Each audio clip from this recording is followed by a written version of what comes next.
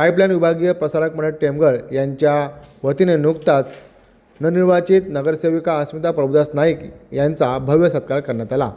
Pipeline विभागीय प्रसारक मंडळ टेमघरचे सर्व पदाधिकारी उपस्थित सर्वांनीच नवनिर्वाचित नगरसेविका अस्मिता प्रभुदास नाईक यांचे स्वागत सन्मान करून त्यांना पुढील वाटचालीसाठी शुभेच्छा व्यक्त केल्या आहेत। त्यासोबतच अनेकांनी आपले या निवडीनंतर आपले मनोगत देखील व्यक्त केले आहे।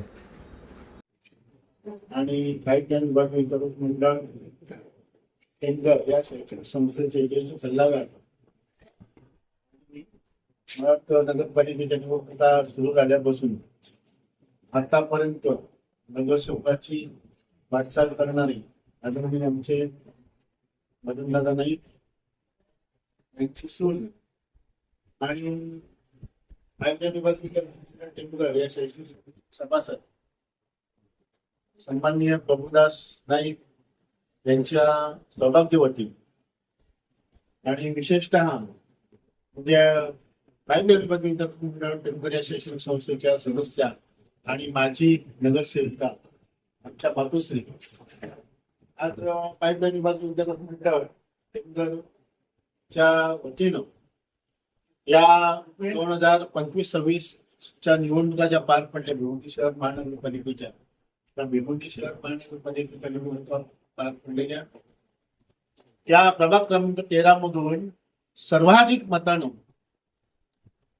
अस्मिता प्रभुदास नाईक या विजयी झाल्या कारणामुळे त्यांचं अभिनंदन आणि त्यांना पुढील कार्यासाठी शुभेच्छा देण्यासाठी आज पाईपलाईन विभाग या ठिकाणी उपस्थित झालेला आहे। खऱ्या अर्थाने गेल्या 5 वर्षांमध्ये अस्मिता नाईक ह्या नगरसेविका होत्या, आता त्या पुन्हा झाल्या आणि ही परंपरा या घराण्याची जी परंपरा आहे ती परंपरा सतत चालू ठेवावी।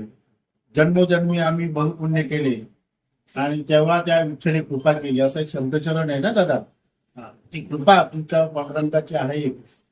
आम्ही या शैक्षणिक संस्थेच्या माध्यमातून आज इथे तुमचा अस्मिता तुझा सन्मान करायला या ठिकाणी आलेलो आहोत। आमच्या काय अपेक्षा आहेत, आता येत्या काळावधीमध्ये मला वाटतं 1 महिन्याच्या आतमध्ये संस्थेचा सुवर्ण महोत्सव आपण साजरा करणार आहोत। तर या सुवर्ण महोत्सव हा महाराष्ट्र राज्याचे माजी मुख्यमंत्री आणि आताचे उपमुख्यमंत्री सन्माननीय एकनाथ शिंदे साहेब यांच्या शुभ हस्ते व्हावा अशी आमची इच्छा आहे।